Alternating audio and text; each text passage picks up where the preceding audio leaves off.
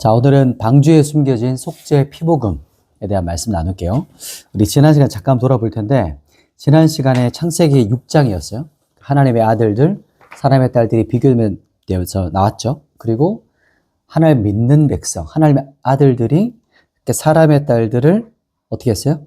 취하기 시작하면서 이제 섞이기 시작했던 거. 그 말씀이었어요. 그래서 하나님의 영이 떠난 사람은 육신이 되었다.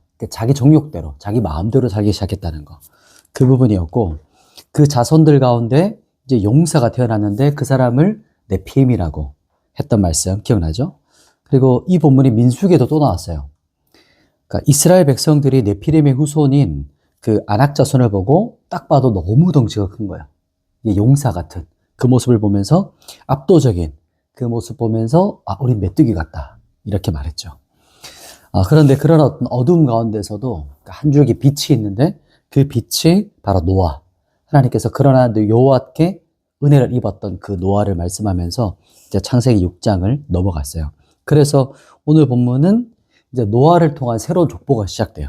그래서 노아의 톨레도 시작되고 하나님께서 죄로 인해 썩어져가는 세상을 심판한다는 그 메시지가 오늘 시작되는데, 근데 그 가운데서도 노아에게 방주를 만들라. 이 핵심 구절 안에 담겨져 있는 그 히브리어에 담겨져 있는 또 방주에 숨겨져 있는 속죄 피복음을 함께 들여다볼 거예요. 그것을 한번 발견해 봅시다. 오늘 말씀 본문 창세기 6장 9절 같이 한번 읽어볼게요. 창세기 6장 9절 같이 읽습니다. 시작. 이것이 노아의 족보니라. 노아는 의인이요 당대의 완전한 자라. 그는 하나님과 동행하였으며. 아멘. 노아의 족보라고 했죠. 톨레도 시작되는데 지금 새로운 시작이라는 거예요. 여기서 이제 단락에서 새롭게 시작돼요. 그런데 노아를 대표하는, 그러니까 노아를 말할 때 어떤 수식어가 있죠? 보면 세 가지가 있어요. 표현이. 뭐라고 표현해요?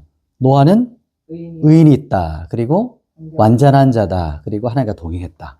그래서 하나님께서 노아를 볼 때 어떤 사람인지 성경에서 말해요. 노아는 의인이었다. 자, 먼저 의인이란 말은 짜데크라고 하는 말인데, 또 의인이다, 완전하다, 그리고 하나님과 동행했다. 첫 번째가 의인. 짜데크는 의로운, 그다음에 공정한, 올바른. 그리고 그 두 번째 말하는 것은 완전한, 탐임이라고 하는 완전하다, 흠없다, 건전한 이런 뜻을 가지고 있어요. 자, 그러면 여기서 저도 읽을 때 항상 의문이 들었어요. 그러면 노아는 언제 완전한 사람이었구나, 의인이었구나 이렇게 생각하는데, 그것은 하나님과 비교한 게 아니고 그러니까 당대 그 당시의 사람들과 비교해서 의인이었고 완전한 사람이었다라는 뜻이에요. 그래서 하나님과 비교가 아니라, 절대적인 비교가 아니라 상대적인 것이라는 걸 기억해야 돼요. 자, 여기서 중요한 게 뭐냐면 노아가 하나님과 어떤 관계를 맺고 있었느냐가 중요한 거예요. 완전한 자다는 말도 탐임이다, 그리고 의롭다, 완전하다는 이 말이 하나님과 노아가 어떤 관계를 맺었느냐, 하나님과 관계를 맺어서 어떻게 살아가고 있는가, 그렇게 말하고 있는 거예요. 그래서 의롭다 인정받았고 완전하다고 인정받은 거예요. 그 결과 하나님과 동행하는 삶을 살아갔던 거, 이것을 기억해야 돼요. 자, 그래서 노아를 하나님과 친밀한 관계를 맺고 있는 사람, 그래서 관계가 제일 중요하다. 그래서 그 관계의 결과가, 그 인생의 실체가 하나님과 동행의 삶을 살았다. 그러니까 세상은 점점 죄로 치닫는데, 근데 하나님과 동행했던 노아, 이렇게 비교되죠. 그래서 하나님께서 이제 심판을 결정하는 장면이 오늘 본문의 6장 이제 그 뒷부분 11절 이제 13절까지 쭉 뒷부분에 나오는데, 오늘 본문의 제일 핵심 구절이 14절이에요. 이제 이 부분 한번 살펴보도록 할게요. 6장 14절 같이 읽습니다. 시작. 너는 고페르 나무로 너를 위하여 방주를 만들되 그 안에 칸들을 막고 역청을 그 안팎에 칠하라. 아멘. 자, 이 부분이 오늘 핵심 구절이에요. 그러니까 그때 노아에게 말씀하시는 게 오늘 가장 중요한 핵심 구절인데, 노아에게 뭐라고 하죠? 너는 고페르 나무로 방주를 만들라고 해요. 자, 고페르 나무는 이제 히브리어로 고페르라고 하고 이 단어를 써요. 이제 여기서 히브리어를 잘 보세요. 고페르, 이제 나무 종류예요. 잣나무, 전나무, 삼나무. 그래서 이 히브리어 글자를 잘 보세요. 원어를. 자, 그런데 고페르 나무로 방주에다가 뭘 칠하라고 하셨어요? 역청을 칠하라. 그쵸. 방주, 테바라는 곳에 역청. 역청은 뭐냐면 히브리어로 코페르라고 해요. 코페르. 자, 보이시나요? 그러면 역청은 뭘까요? 역청이 뭘까요? 저도 잘 몰랐는데 역청은 지금으로 보면 아스팔트 같은 거예요. 아스팔트. 방수 효과라는 거. 자, 중동이 많이 나죠. 그래서 역청은 방수 효과를 내는 고페르 나무를 뭐를 칠하라고요? 역청을 칠하라. 그래서 역청은 코페르입니다. 그럼 칠하라고 하셨죠. 네네. 자, 칠하다. 칠하다는 뭘까요? 카파르. 카파르라고요. 카파르. 자, 칠한다는 것은 뭐냐면 야. 덮다, 진정시키다, 화해하다, 속죄하다, 역청으로 위에 칠하다라는 뜻을 가지고 있어요. 자, 지금 보여요, 글자가? 그러네. 자음이. 이제 운율이 보이죠? 네. 그래서 어떻게 하신 거냐면 14절의 운율을 보면 고페르 나무로 방주를 코페르, 역청으로 카파르 칠하라고 하시는 거예요. 그러니까 속전, 속죄하다, 화해시키다, 덮다. 이 단어를 보면 누가 떠올라요? 누구를 가리키는 말씀인지 알겠죠? 맞아요. 방주를 만들라 명령하시는 말씀 안에 이미 우리의 죄를 속전하시기 위해 십자가에 죽임당하시고 그 피로 덮으시는 복음. 이 본문이 여기 나와요. 그래서 이 14절이 진짜 중요한 본문이에요.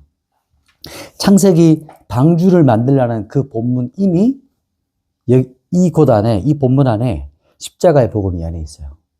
고페르 나무로 어떻게 해요? 원하면 다시 볼래요? 고페르 나무로 코페르, 역청을 카파르, 칠하라. 이 본문이 그대로 담겨져 있어요. 십자가 나무로 속죄 제물로 그 피로 우리를 덮으시는 거. 그러니까 방주가 이렇게 만들어진 거예요. 방주가 바로 우리 예수 그리스도. 십자가의 피가 이미 창세기에서부터 계속 이제 피가 흘러오고 있고 그 피의 복음이 속정과 속죄의 피가 계속해서 흘러가고 있다는 거예요. 이 본문을 보면 우리가 그것을 볼 수 있죠. 말씀을 정리할게요.